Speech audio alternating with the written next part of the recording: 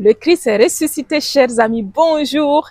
Et je me réjouis aujourd'hui de pouvoir de nouveau prier ensemble avec vous, avec la parole de Dieu. Aujourd'hui, je suis en Suisse, au milieu des montagnes. C'est une nature, une température extraordinaire, merveilleuse. Et dans cette merveille de la beauté de la création du Seigneur, nous allons proclamer la puissance de sa parole afin qu'il puisse venir régner dans nos cœurs, dans nos pensées, prendre le contrôle de nos paroles, de nos actes, de nos émotions, de nos actions, de tout ce qui nous attend à vivre dans la journée. Amen. Et je te rappelle toujours, tu peux toujours prier tous les jours avec la parole. Ça, c'est seulement un exemple que je vais t'enseigner comment prier avec la parole. Mais après, ça touche à toi de prendre la décision et tous les jours prendre la parole et continuer à prier avec les chapitres qui suivront. Amen. Et aujourd'hui donc, nous sommes à Luc 20 et le psaume 66. Donc, tu peux préparer déjà les passages et nous allons tout de suite proclamer la parole de Dieu qui est vivante et puissante. Amen. Et donc, Luc 20. Et il arrivait un jour qu'il enseignait le peuple dans le temple et annonçait la bonne nouvelle que les grands prêtres et les scribes survinrent avec les anciens et lui parlèrent en ces termes. Dis-nous, par quelle autorité tu fais cela? Ou quel est celui qui t'a donné cette autorité? Il leur répondit, moi aussi, je vais vous poser une question. Dites-moi donc, le baptême de Jean, était-il du ciel ou des hommes? Mais ils firent par devers eux ce calcul. Si nous disons du ciel, il dira, pourquoi n'avez-vous pas cru en lui? Et si nous disons des hommes, tout le peuple nous lapidera, car il est persuadé que Jean est un prophète. Et ils répondirent ne pas savoir d'où il était. Et Jésus leur dit, moi non plus, je ne vous dis pas par quelle autorité je fais cela. Il se mit alors à dire au peuple la parole que voici. Un homme planta une vigne, puis il la loua à des vignerons et partit en voyage pour un temps assez long. Le moment venu, il envoya un serviteur au vigneron pour qu'il lui donne une part de fruits de la vigne. Mais les vignerons le renvoyèrent les mains vides après l'avoir battu. Il recommença, envoya un autre serviteur. Et celui-là aussi, ils le battirent, le couvrirent d'outrage et le renvoyèrent les mains vides. Il recommença, envoya un troisième. Et celui-là aussi, ils le blessèrent et le jetèrent dehors. Le maître de la vigne se dit alors, que faire? Je vais envoyer mon fils bien-aimé. Peut-être respecteront-ils celui-là? Mais à sa vue, les vignerons faisant entre eux ce raisonnement, celui-ci est l'héritier, tuons-le pour que l'héritage soit à nous. Et le jetant hors de la vigne, ils le tuèrent. Que leur fera donc le maître de la vigne? Il viendra, fera périr ses vignerons et donnera la vigne à d'autres. À ces mots, ils dirent, Dieu ne plaise, mais fixant sur eux son regard, il dit, que signifie donc ceci qui est écrit? La pierre qu'avaient rejetée les bâtisseurs, c'est elle qui est devenue pierre de fait. Quiconque tombera sur cette pierre s'y fracassera, et celui sur qui elle tombera, elle l'écrasera. Les scribes et les grands prêtres cherchèrent à porter la main sur lui, et à cette heure même. Mais ils eurent peur du peuple. Ils avaient bien compris, en effet, que c'était pour eux qu'il avait dit cette parabole.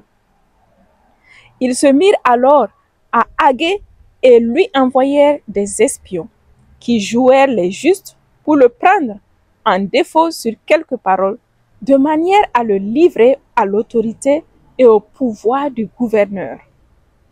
Il l'interrogeait donc en disant, « Maître, nous savons que tu parles et enseignes avec droiture et que tu ne tiens pas compte des personnes, mais que tu enseignes en toute vérité la voie de Dieu. Nous est-il permis ou non de payer le tribut à César? » Mais pénétrant leur astuce, il leur dit, « Montrez-moi un denier. De qui porte-t-il l'effigie et l'inscription? » Ils dirent, « De César. » Alors il leur dit, « Eh bien, rendez à César ce qui est à César, et à Dieu ce qui est à Dieu. » Et ils ne purent le prendre en défaut sur quelques propos devant le peuple, et tout étonnés de sa réponse, ils gardèrent le silence. S'approchant alors, quelques Sadducéens, ceux qui nient qu'il ait une résurrection, l'interrogèrent en disant, « Maître, Moïse a écrit pour nous, si quelqu'un a un frère marié qui meurt sans avoir d'enfant, que son frère prenne la femme et suscite une postérité à son frère. Il y avait donc 7 frères. Le premier ayant pris femme, mourut sans enfant. Le second aussi, puis le troisième prirent la femme. Et les 7 moururent de même sans laisser d'enfant après eux. Finalement, la femme aussi mourut. Eh bien, cette femme à la résurrection, duquel d'entre eux va-t-elle devenir la femme? Les 7 l'auront eue pour femme. » Et Jésus leur dit, « Les fils de ce monde-ci prennent femme ou mari, mais ceux qui auront été jugés dignes d'avoir part à ce monde-là et à la résurrection d'entre les morts ne prennent ni femme ni mari. Aussi bien ne peuvent-ils plus mourir, car ils sont pareils aux anges et ils sont fils de Dieu, étant fils de la résurrection, et que les morts ressuscitent. Moïse aussi l'a donné à entendre dans le passage du buisson quand il appelle le Seigneur le Dieu d'Abraham, le Dieu d'Isaac et le Dieu de Jacob. Or, il n'est pas un Dieu de mort, mais de vivants. Tous en effet vivent pour lui. Prenant alors la parole, quelques scribes dirent, « Maître, tu as bien parlé, car ils n'osaient plus l'interroger sur rien. » Il leur dit, « Comment peut-on dire que le Christ est fils de David? C'est David lui-même en effet qui dit au livre des psaumes, « Le Seigneur a dit à mon Seigneur, siège à ma droite jusqu'à ce que j'ai fait de tes ennemis un escabeau pour tes pieds. » David donc l'appelle Seigneur. Comment alors est-il son fils?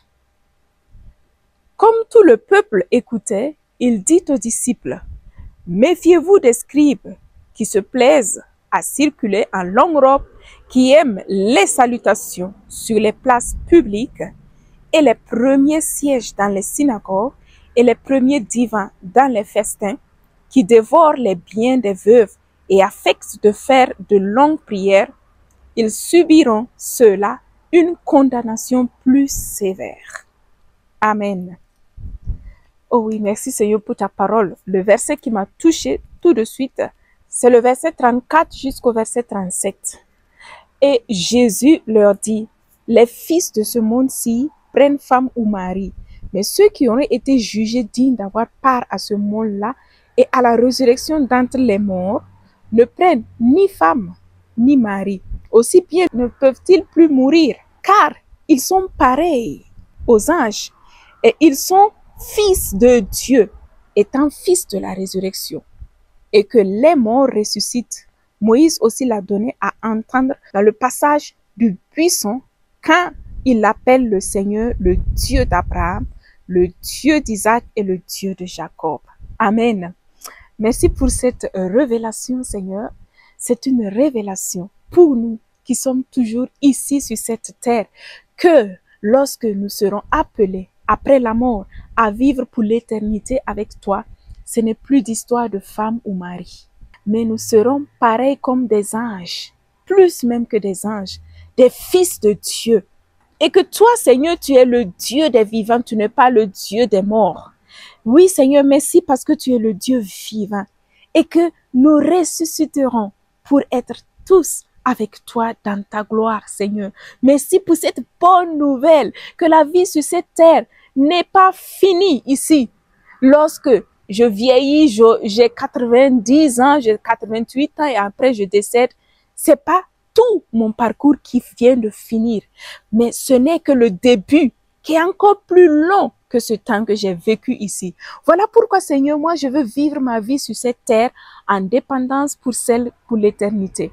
Je ne veux pas limiter ma vie à vivre seulement pour vivre ici, mais pour vivre pour l'éternité, Seigneur. Merci pour cette révélation.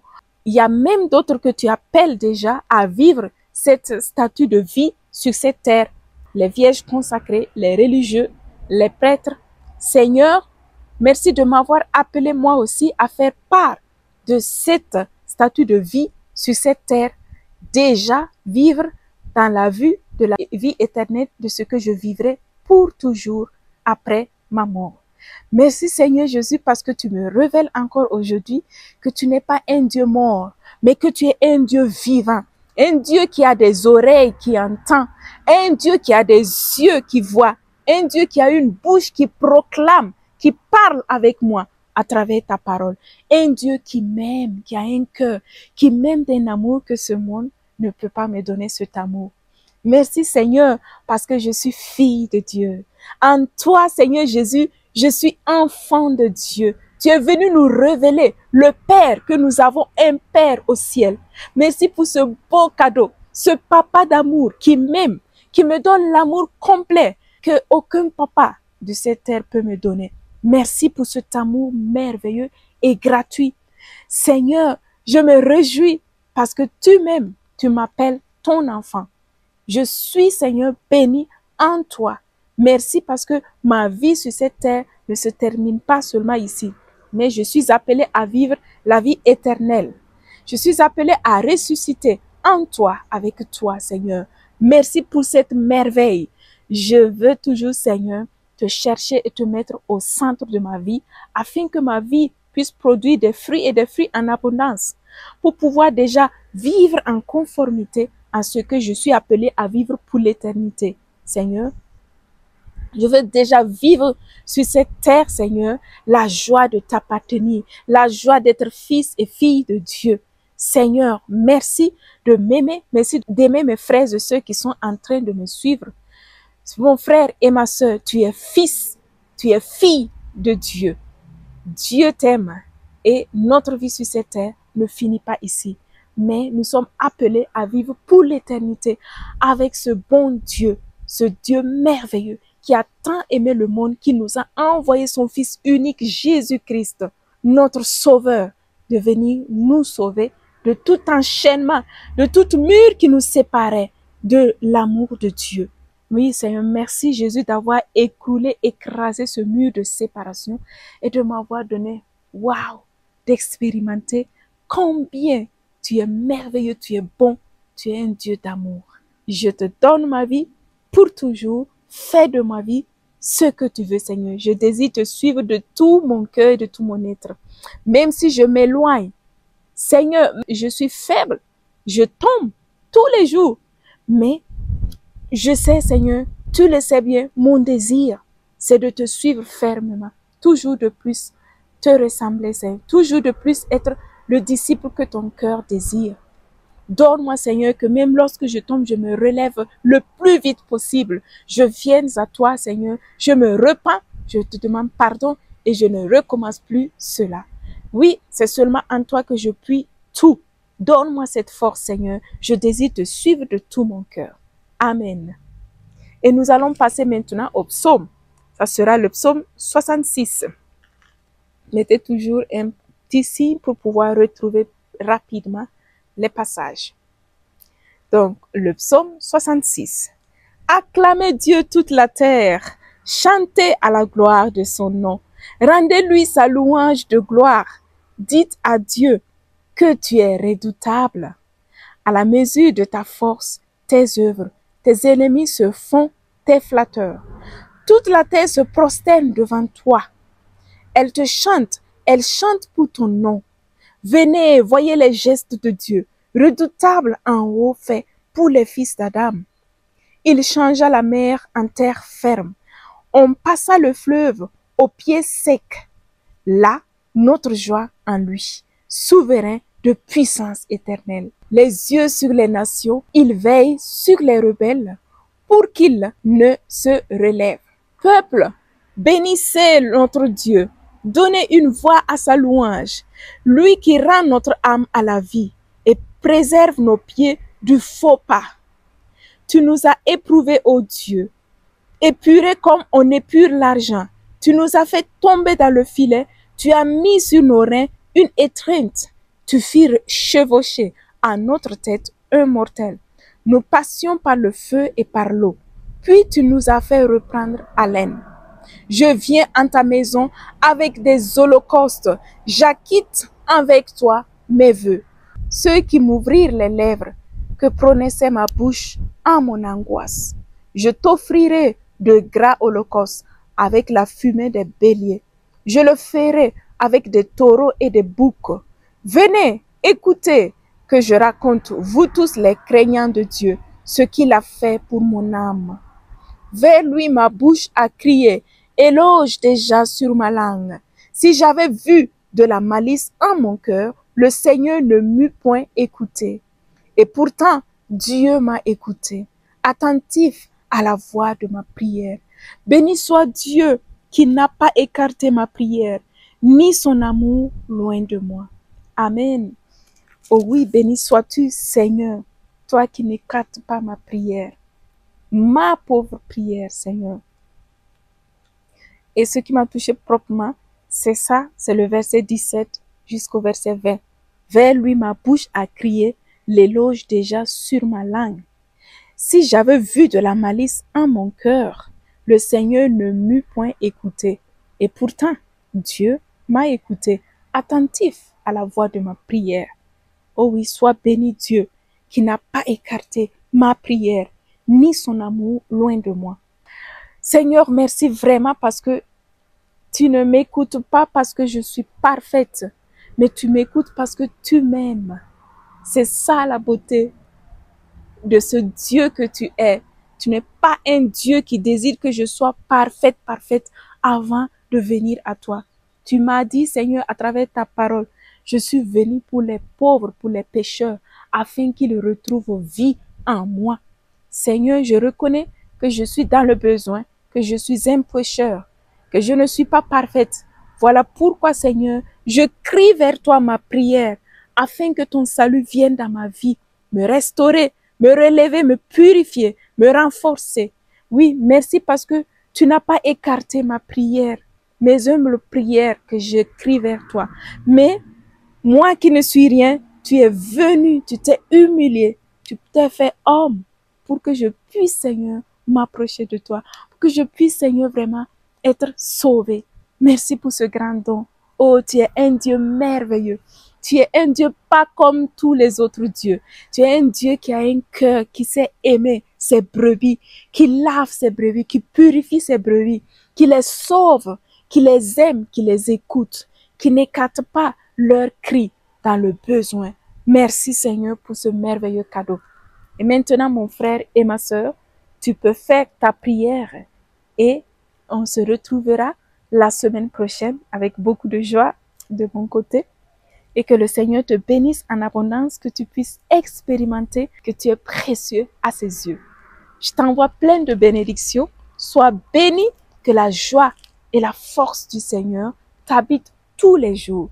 Et n'abandonne pas, je te rappelle, cette parole qui est vraiment le guide fondamental qui te guidera pour une réussite excellente de ta vie sur cette terre et de ta relation avec ton Dieu, ton Créateur. Amen. Je te remercie bien. Je t'envoie plein de bénédictions depuis la Suisse. Que le Seigneur te bénisse et te remplisse de sa grâce et de son amour. Au revoir et à la prochaine. Au revoir.